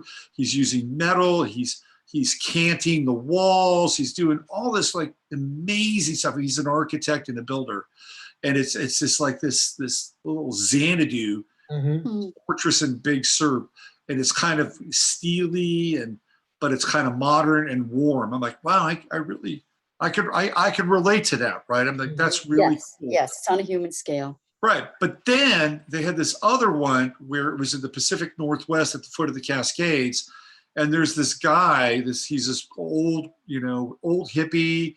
He's got a beard. His name is Sunray, and he's got this like funny hat on, and he's building a structure in the forest for his son and his son's two kids, his grandkids, and they create this mushroom house, and they actually use like mushroom for the walls and stuff, and then they have like they're growing plants on top, and they've got this like a sprinkler that goes up through the top and wheels around and through the roof. And at first I'm going, well, you know, this is really kind of hippy dippy and it would be something I'm into. But the more that I watched it and the more that I saw the community like put their effort into this thing, I began to see like, well, there's some really beautiful magic in this thing. Like incredible. It was really magical.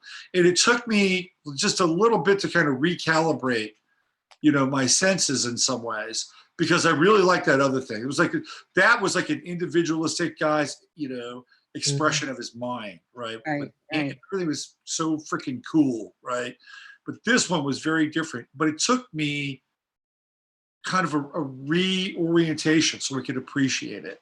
And I think that people have a difficult time reorienting, you know. That's my sense. To what?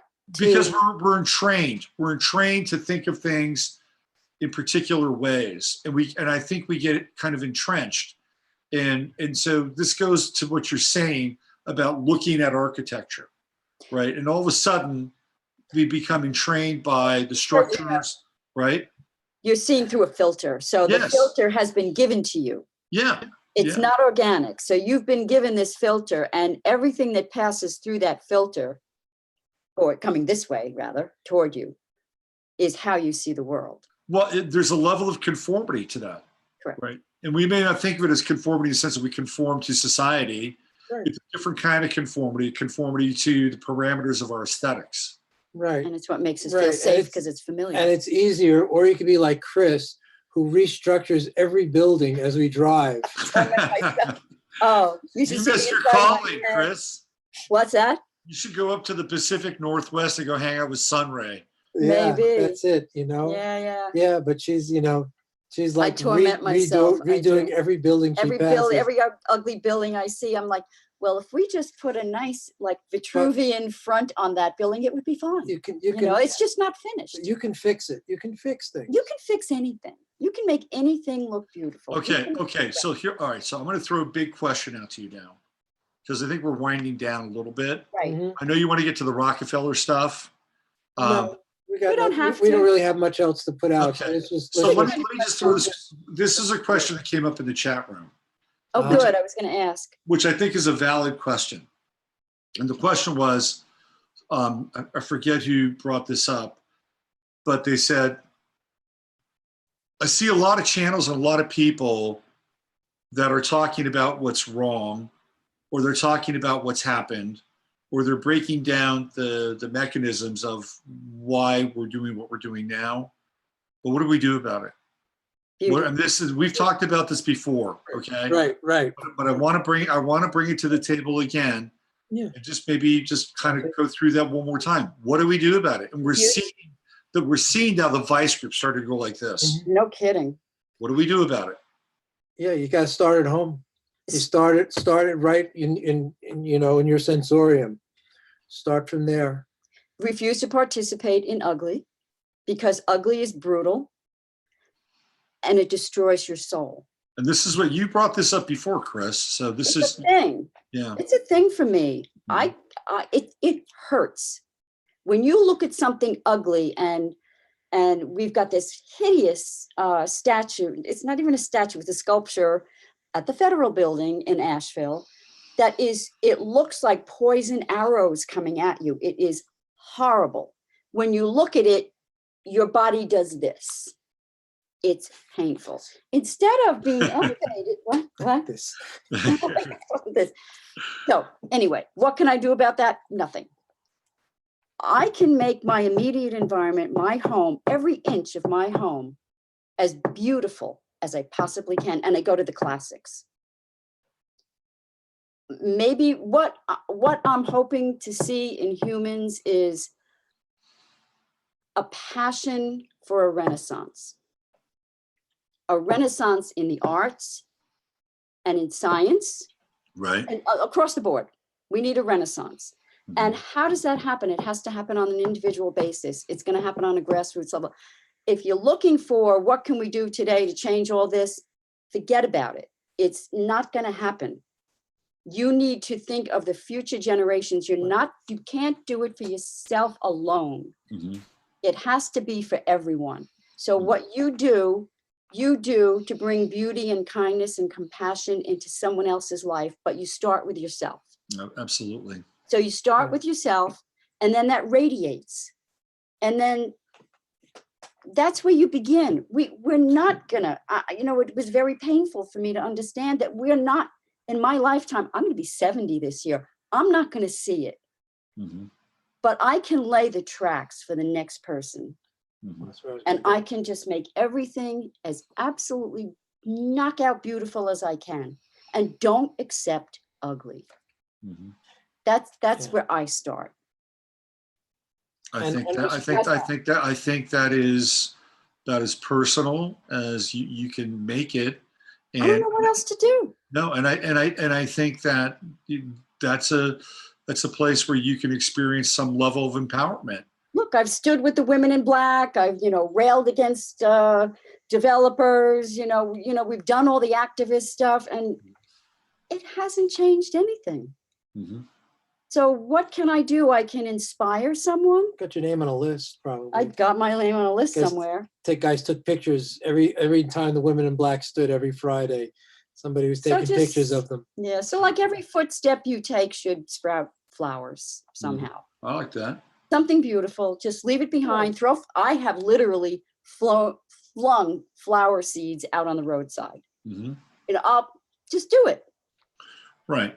It's a great metaphor because but don't think that you're going to not drive past that place again. You may not see those flowers, but there's a chance they'll bloom, just like there's a chance there could be a bloom in the future, which is what you're talking about. But take it away from thinking that it's, you're going to see results in this lifetime. Maybe you won't. You have to be selfless about it. I think to play the to get into the skin of the other side. They've been very, very that's right. engaged in generational planning. Exactly. So good. Exactly. So it's their great work, right? I mean, that's what we're witnessing. But and this is why we're talking about this, not because we want to talk about how crappy things are, but because you have to see the structure of the manipulation. You have to see the structure and the ideas that have infiltrated us. These archonic infiltration are these ideas, and they're, archons are not creative. They just distort what we do and what we do beautifully and creatively. They don't have the capacity, as far as my understanding of them and my, thank God, limited interaction with them, that this is what they do. They can only mess with us, distort us, turn us around, twist us around, because we are, because we are inherently beautiful, as opposed to these fucking Marxists who think that we're inherently historical machines. Right. They're leading us right and down the AI highway. That's right. And this is what the archons want. I don't know what that gets them. May they go to their wherever it is Next that they highest go incarnation. to. I'm not blessing anybody at this point. But that's it. So that's that's the other aspect. We're trying to inform ourselves as to what they're doing, so that you can actually counteract it in the moment as it arises. As you see this thing coming at you, you can counteract it in your head, see what's going on, and you can at least, save your own soul and start to, counteract it. And then, we lay the possibility for whoever's being born now, to take it by the hand, have them at least that possibility of making beauty in this world, And beauty is resilience. because we still have that possibility. We can still look, whatever, Turkish rugs, whatever we got, you got to keep on. We have to be resilient. And when we're crushed, we have to bounce back up again. As Martine Prechtel would say, jump up and live again. You ever notice with ants, if you step on an ant accidentally, and they get all like twisted, they somehow, I don't know what it is with them, give them 5 minutes and they're fine again. I don't know what their structure is. It's like they're rubber bands. Yeah, we could learn a lot from ants, I think. We need to be resilient and not give in to, of course we all get sad. We get really sad. We do.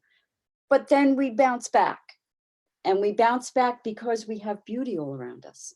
I think you've gotten a lot of real positive feedback from the chat with your your beauty strategy, and so when you go back and maybe you look at, I'll just read a few. I would love to. Yeah, you guys, read a little feedback here. Let's people that listen to your show, Robert, we just love listening to them. They feel like really tuned in and exceptional. Krys is realizing that she inspires. That's what Zero Dragon says. Thank you, Zero. Let's see, what do we have here? Trey Being, love it, Krys. Thanks to everyone. Luann Hoffman, loving, planting seeds, love it. Cato, you guys rule. I'm so glad this place exists. Zero Dragon 14 says, don't accept ugly. Should be a campaign slogan. I agree. Oh, right. Yeah. Right. Well, the slogan of Logo Sophia is beauty is not a luxury. Beauty is not a luxury. It's a necessity. Ani Brito, she says, I do the same thing, Krys, seed flinging. And she's a Sagittarius. Oh, she's a Sag? Yeah. Ah. Must be a Sag thing, perhaps. Sag sisters. Yeah. Let's see. What else do we have? Stupid up your butt. Janet says, I have learned that staying flexible and willing to change my mind and beliefs is the only way to stay far enough from the drain and not get sucked in, man. Damn. Good. Right. Good. And that's, Alzheimer's to me is a disease of that, of a mind stuck in a groove over and over and over again. With a high dose of aluminum. Yes. Well, the aluminum is the metal that drives that, it's the conductivity of that. Mm-hmm. Right. Whereas, people who do crossword puzzles, learn new languages, just keep on doing stuff, Yeah, my mother's amazing like that, man. She's always reading books on Kindle, and her mind is really sharp. And was there anything else in the chat where people had any objections or wanted to have something hammered out or clarified or disagreed? I don't we don't get a lot of that in this chat room, which I'm really happy for. Okay. Right? And nobody's saying, Krys, what do you have against weeds? Nobody's saying that. I love weeds. I eat weeds. Krys discriminates against I weeds. eat them. How dare you, Krys? I love weeds. There's going to be somebody in Asheville that's going to make sure that you throw out an equal amount of And nettles. weed seed. Nettles. Right. I think everyone needs to plant nettles in their yard. Don't be afraid of them. Nettles are all right. It was one paragraph or two that I wanted to read from Michael Minicino's article on the Frankfurt School and political correctness. the new dark age. Mhm. And I was thinking of starting with it, but I think it's just as appropriate for us to wrap up with it, Okay. because it's what got me on fire when I Yeah. read it, because I think on every cylinder it connected. Okay. Okay. Yeah, what no, were I you was gonna saying, okay, yeah, because sounds like we're about closing say? up. No, You're right. well, we don't have to stop now, but Just it's want to talk about that Yeah, commercial. Chris, just go ahead. You're on a roll. Go ahead. for it. Okay. So he says, the people of North America and Western Europe now accept a level of ugliness in their daily lives, which is almost without precedent in the history of Western civilization. That's a mouthful. Mhm. Horrors are so commonplace as to go unnoticed. Our children spend as much time sitting in front of television sets. Now you could translate that to iPhones. This was written like late 90s, mid 90s. Maybe, yeah. Which is also telling. So they spend as much time sitting in front of television sets as they do in school, watching with glee scenes of torture and death, which might have shocked an audience in the Roman Colosseum. Mhm. Music is everywhere, almost unavoidable, but it does not have uplift or even tranquilize. It claws at the ears, sometimes spitting out an obscenity. Our plastic arts are ugly. Our architecture is ugly. Our clothing is ugly. And that's a big one. Mhm. Clothing. The clothing has just become hideous. Yeah, just catch a glimpse of Fashion Week. Oh, Lord. And So, it's you know, going back to Keith Critchlow, the architect that we studied with from Mm. London, he talked about Native traditional people wearing their cosmology. So when you see a Native American person with the beautiful headdress of feathers, right. they're wearing their cosmology. Mhm. They're wearing, they're making explicit that which is implicit. The aura becomes visible, That makes a lot of sense. right? And then Yeah. when you start to look at clothing through that lens, through that filter, then you see, what am I wearing? Mhm. Well, at least this is hand At knit. least this is, yeah, my Well, friend. we're doing the same thing now, but our cosmology is governed by Nike, right? I mean, Yes, that's what's. I mean, I don't think the process separates. It's just a different cosmology. you're right. You're right. And Guruma used to say, show me an outward manifestation of an inward realization. And I'm Right. like, what the heck would I come up with, But that's one. Mhm. That Native person wearing that feather headdress is an outward manifestation of an inward realization of what the cosmos is. Mhm. And Yeah. it's been taken away from us. Compare that to, and it used to blow me away. When we had our farm, it was close to Mars Hill College, which was actually a Baptist college, at least it began as one.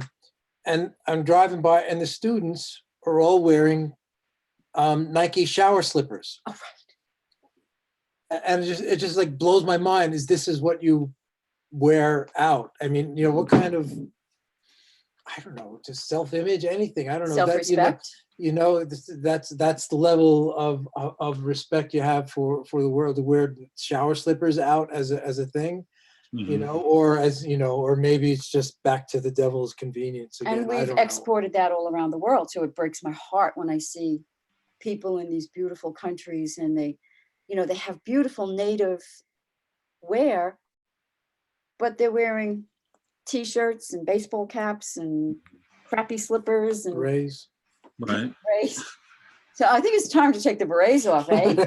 No, leave them on. You got Leave to 'em go. on? This is the new that's on revolution? long- It's on great. long enough. Yeah, it's the counter revolution. It's the Renaissance revolution. The Renaissance How Revolution. about that? Well, you can Good. paint these, American Renaissance or Western so, civilization yeah. Renaissance. So good. And we really have to acknowledge all our teachers who really showed us a Mhm. different way of seeing.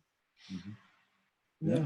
Many teachers. So Well, this has been great, you guys. I'm glad you decided to bring this to the table today. So well, and all very, this very started rich because we discussion. wanted to talk about Tavistock, and we can't talk about Tavistock Well, without talking we could about, talk about Tavistock next time, and so that's an important discussion. don't you think? Yeah, it really is, and we can always branch off and go down the highways and the byways of wherever this takes us as well. Which is Talk always- about the Que Sera Sera commercial Right. next time. Right. Oh, we could talk about that one for sure, right? Oh my God. I think, Robert, we were thinking you could do a whole presentation on commercials. Yeah. Because you've been looking at it. Yeah, I've been studying commercials for a long, not just commercials, movies, commercials, TV shows. Yeah. I cracked this really crazy code using Bruce Willis's chart. And I'm going to talk about it, not this Sunday night, but next Sunday night. I'm going to bring up Bruce Willis's chart, and I'm going to make a case, a strong case for the legitimacy of astrology based on his chart. Yeah, good. Yeah, very, very, and it all has to do with the show Moonlighting. Anyway, that's enough of that. But thanks again for coming on. And Thanks, Robert. You're welcome. always enjoy this, and I know the people in the chat room love to hear you guys get on here. Thanks, everybody. Sure Yeah, you- we really appreciate it. Yeah, it went long today. Thanks for listening. I don't know how long we went. So where do they find you? So logosophiabooks.com, LOGOSOPHIA BOOKS.com. If anyone's interested in our notes Oh, yeah, we from have- today, we have like a little 4-page handout of it, just, with a little bit of the information that we talked about. Our email is on the website. That's our notes. Logosophiabooks@gmail.com. We're easily accessible. We don't hide. So And- I could send, if anybody wants that. I've just written a paper that actually got me into the top 3% of Oh, hits right. in academia.edu, which is a sort of a consortium of academic papers called what's it How called? Plato. How Plato took down the Twin Twin Towers. Nice. I Closing, think that could be a show. shuttering the doors of perception and enchanting endless war. And it's a paper about how it's kind of in the background of all this is how thought overcome perception, and so that's why no one could see what's going on around them. That the Interesting. thought. So that's how we get disenchanted from the sacred. People, and I'd be happy to send a copy to people who want that, but that's on Academia EDU. Cool. So, Cool. that's- Well, that's- send me the link, and I'll put it in the text box so people can go Okay. check that out. Good. Yeah. Anything else we need to? That's it. Thanks for listening. Thanks, Robert, for Yeah. having us. Okay, everybody in the chat room, thank you for showing up today. It's been a great time with Steve and Chris. We'll be back again with them, I believe, in about 3 weeks, the Bye, comrades. first Friday. We And have to come up with a whole new lingo. Prostovius. and I'll be back on Monday with 15 Minutes of Flame. I will not be doing the Sunday night show because I'm going to be doing live readings in Austin this weekend. Oh, good. So if you're in Austin and you're hanging around South by Southwest, come find me. I think I'll be by the Whole Foods downtown at the very least. Okay? Part of the South by Southwest. It is part of South by Southwest. Oh, Yep. nice. So you Yeah. get to go see shows? I don't know about that, but I think I have a pass to a party or something like that. We'll see. We'll see how I feel Okay. about that. Well, Good. enjoy. Good. It's a way to get out and do something different, Right, and Mhm. meet people. meet people, press the flesh. All that. Good, good. All Thanks right. so much, Robert. Yep. Use your head to discern what's real. Your heart said what's possible. It's Robert Phoenix, Friday FARcast, Steve and Chris from Logos Sophia, and we shall see you guys in a month. Take good care. Okay, thank you. Bye-bye.